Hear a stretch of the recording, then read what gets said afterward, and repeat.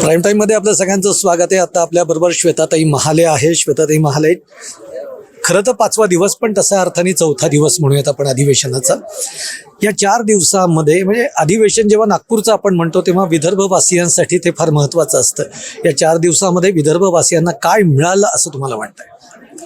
हे बघा, 7 दिवसाचं अधिवेशन आहे. महानगरपालिकेच्या आचारसंहिता लागणार आहे, त्याच्यामुळे हे अधिवेशन थोडं लवकर संपवण्यात येत आहे. परंतु सगळ्यात महत्त्वाचं होतं की गेल्या हा जो पावसाळा झालेला आहे, या पावसाळ्यामध्ये अतिशय नुकसान विदर्भातल्या मराठवाड्यातल्या शेतकऱ्यांचं झालं आणि अतिशय संवेदनशीलतेने तो विषय सरकारने हाताळला. जवळपास एक 32,000 कोटीचं पॅकेज जाहीर केलं. आजच्या घडीला जर का आपण पाहिलं तर जवळपास त्यातले 19,000 कोटीचं वाटप झालेलं आहे आणि उर्वरित जे 10 ते 12 कोटी राहिलेले आहेत त्याच्याही वाटपासंदर्भातले आदेश सरकारने दिलेले आहेत. काही तांत्रिक बाबी आहेत, त्या तांत्रिक बाबींमुळं शेतकऱ्यांच्या खात्यामध्ये हे पैसे नाही पडू शकलेले, परंतु सरकारची मात्र पूर्णतः सहानुभूती ही शेतकऱ्यांच्या प्रती आहे.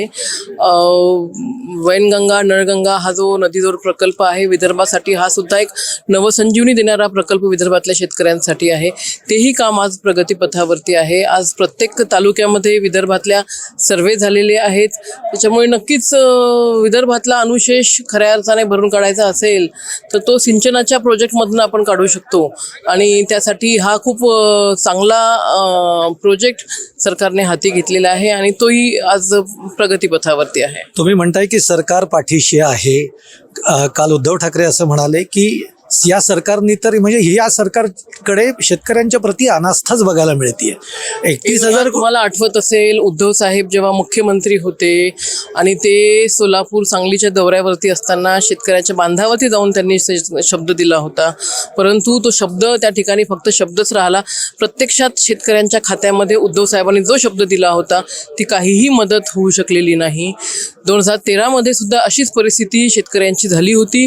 त्याही वेळेला 2013 काँग्रेसने शब्द दिला होता की आम्ही 13,000 कोटीचं विशेष पॅकेज देऊ, तुम्ही माहिती घ्या. प्रत्यक्षात फक्त 3,000 कोटीचीच मदत त्या ठिकाणी शेतकऱ्यांच्या खात्यामध्ये जमा झालेली आहे.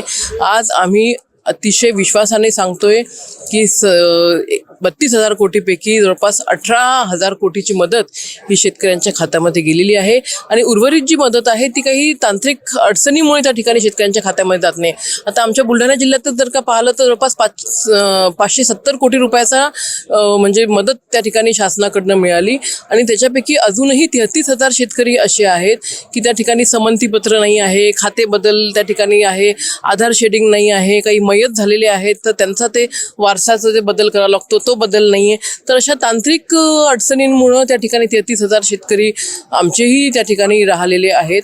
ही परिस्थिती एका बुलढाणा जिल्ह्यातली आहे, परंतु पूर्ण महाराष्ट्राचं जर का पाहिलं तर नक्कीच लाखो शेतकरी अजूनही असे आहेत की काही तांत्रिक अडचणीमुळे त्या ठिकाणी त्यांना ही मदत मिळू नाही शकलेली. त्या संदर्भात खरं शासनाने आता योग्य ते पावलं उचलले पाहिजेत आणि युद्ध पातळीवरती ही मदत कशी त्यांच्या खात्यामध्ये शेतकऱ्यांच्या खात्यामध्ये जाईल हे प्रयत्न त्या ठिकाणी केले पाहिजेत. खरं तर या 4 म्हणजे या अधिवेशनामध्ये असं वाटलं होतं की विरोधी पक्ष नेत्याची निवड केली जाईल, पण तशी काही चिन्ह दिसत नाहीत. का सरकार घाबरतंय? का विरोधी पक्ष नेता निवड होत नाहीये? मला असं वाटतं की विरोधी पक्षनेता हे पद घटनेने त्या ठिकाणी दिलेलं आहे. हे घटनात्मक पद आहे आणि हे पद विरोधी पक्षनेते पद एखाद्या व्यक्तीला द्यायचं असेल तर त्या विरोधी पक्षाकडे तेवढं संख्याबळ सुद्धा असलं पाहिजे. ते संख्याबळ तेवढं नसल्यामुळे त्या ठिकाणी हा निर्णय आपण घेऊ शकत नाही. मला असं वाटतं महाविकास आघाडीने अजून प्रयत्न केले पाहिजेत आणि पुढच्या 2029च्या निवडणुकीमध्ये किमान विरोधी पक्षनेते पद तरी आपल्याला मिळालं पाहिजे, एवढी संख्या त्या ठिकाणी आपण आणली पाहिजेत. एक थोडासा पूर्ण महाराष्ट्राच्या विषयी की रवींद्र चव्हाणांचं काल अमित शहांबरोबर भेट झाली, एकनाथ शिंदेंबरोबर त्यांची रात्री बैठक झाली. मुंबई आणि ठाण्यामध्ये आता महायुती म्हणून लढणार आहे. महाराष्ट्रामधलं एकूण चित्र काय असतं? महायुती म्हणून लढणार की स्वबळावर जाणार? कारण अजित पवार तर आता काकांबरोबर जातील अशी चिन्ह आहे.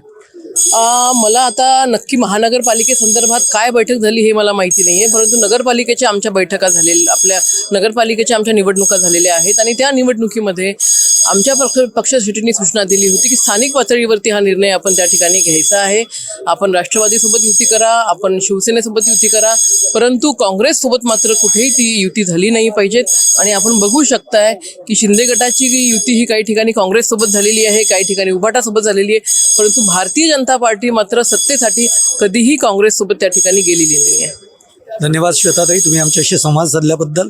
आपण बघतोय की एकूण विदर्भाच्या प्रश्नावर देखील श्वेताताई महाले यांनी अनेक मुद्दे उपस्थित केलेले आहेत की या सरकारने शेतकऱ्यांसाठी कशा पद्धतीने काम केलंय हेही महालेताईंनी सांगितलेलं आहे. पाहत राहा प्राईम टाईम महाराष्ट्र.